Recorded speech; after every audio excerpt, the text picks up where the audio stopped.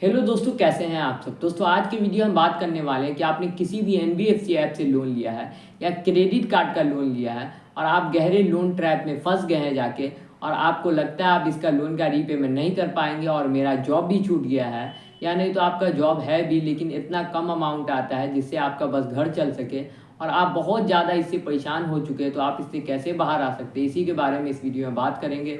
पूरा वीडियो आप एंड तक देखिए, थोड़ा सा भी स्किप नहीं करिए। अगर थोड़ा सा भी स्किप करते हैं तो जो भी लोन रिलेटेड जानकारी है वो आपको मिल नहीं पाएगा।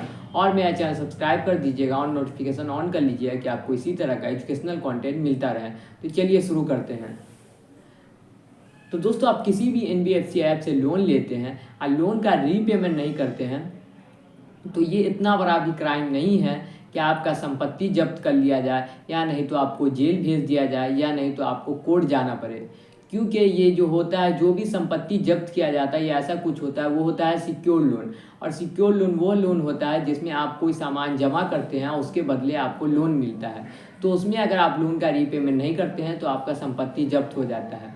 लेकिन ये जो पर्सनल लोन होता है तो इसमें पहले से ही बहुत ज़्यादा पेनल्टी लगाया जाता है और इंटरेस्ट भी हाई चार्ज किया जाता है। 12 से लेकर 15% तक इसमें इंटरेस्ट चार्ज किया जाता है। तो इसमें पहले ही बहुत ज़्यादा आदमी को परेशान किया जाता है। तो इसका अगर आप लोन का रीपेमेंट नहीं करते हैं तो आपके साथ कोई भी ऐसा जुर्म नहीं किया जाएगा कि आपको जेल भेज दिया जाए, या नहीं तो अगर आप लोन का रीपेमेंट नहीं करते हैं तो आपको कोर्ट बुलाया जाए। बहुत रेयर कंडीशन में होता है ऐसा कि इस पर कोर्ट केस कर दिया जाता है, जब बहुत दिनों तक आदमी कॉल नहीं उठाता, बहुत ज़्यादा लोन लिए रहता, 5 लाख का, 6 लाख का या 7 लाख का, तब जाके बहुत रेयर कंडीशन में ऐसा होता है। लेकिन ज़्यादातर टाइम ऐसा कुछ भी नहीं होता है जिसमें अगर आप लोन का रीपेमेंट नहीं करते हैं तो आपको कोई भी ऐसा कोर्ट केस या पुलिस केस नहीं होता है।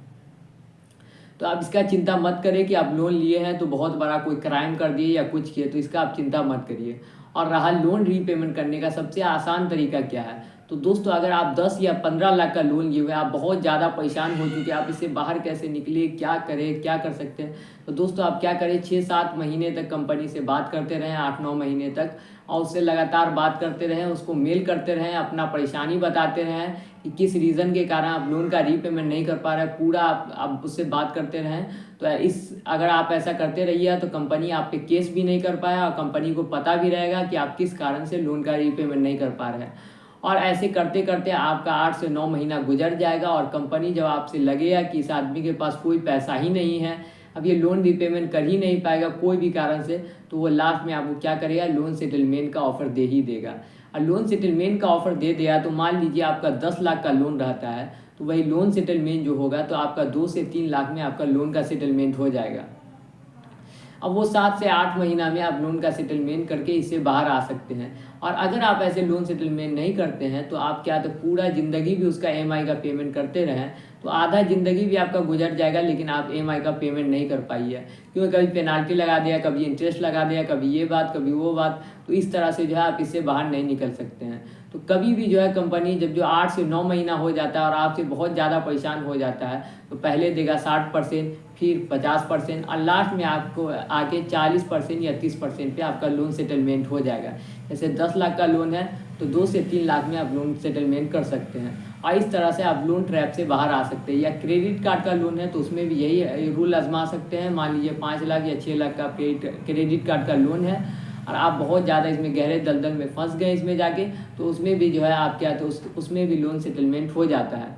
कोई भी आदमी क्रेडिट कार्ड का लोन लिया हो या पर्सनल लोन लिया हो। और बाकी कोई भी ऐसा दिक्कत हो, मान लीजिए कि आपको एक बैग या कोई दिक्कत हो तो आप पूरा जो है, या तो आपको या तो हेल्थ इशू आ गया या तो कुछ ऐसा हुआ तो उसमें और कोई भी दिक्कत नहीं है। अगर आपको मान लीजिए हेल्थ इशू आ गया तो पूरा रिपोर्ट का फ़ोटो खींच के सब कुछ करके आप कंपनी को मेल कर दें और भेज दें कि मेरा ये कारण है, इस कारण से मैं पेमेंट नहीं कर पा रहा हूँ। अगर आप कंपनी से लगातार बात करते रहिए, तो कुछ कुछ कंपनी ऐसा है जो लगातार कंपनी वाला बात कर रहा है, जो भी लोन डिफ़ॉल्टर है उससे बात कर रहा है। अब ज़्यादातर कंपनी जो है, कोई एनबीएफसी जो है वो ऐसा ही है कि वो किसी का सुनता नहीं है। तो ये कब होता है, ज़्यादातर टाइम वो क्यों नहीं सुनता है, क्योंकि वो आप जाके रिकवरी एजेंट से बात करते हैं, तो रिकवरी एजेंट जो है वो किसी का नहीं सुनता है, क्योंकि वो करता है, उसको वही कंपनी वाला वही आधा पैसा देता है, यानी आप जो भी पैसा देते हैं तो उसका 5 से 6% वो कंपनी वाला देता है रिकवरी एजेंट को। तो इसी वजह से वो किसी का नहीं सुनता है, उसको बस पैसा वसूलने से मतलब रहता है। तो आप उससे मत बात करिए, डायरेक्ट आप कंपनी को मेल करिए, कंपनी से बात करिए, तो आपको कोई भी दिक्कत नहीं होगा और आपका बात सुना भी जाएगा कुछ हद तक।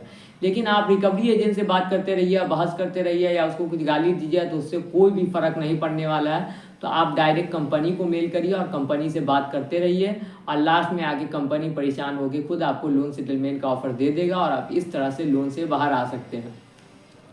कोई भी रिकवरी एजेंट से बात करने की ज़रूरत नहीं है, क्योंकि वो आपका सुनेगा ही नहीं, क्योंकि उसको कंपनी वाला पैसा देता है और उसी बेसिस पे वो लोन वसूलने आता है, तो वो तो आपका बात सुनेगा नहीं।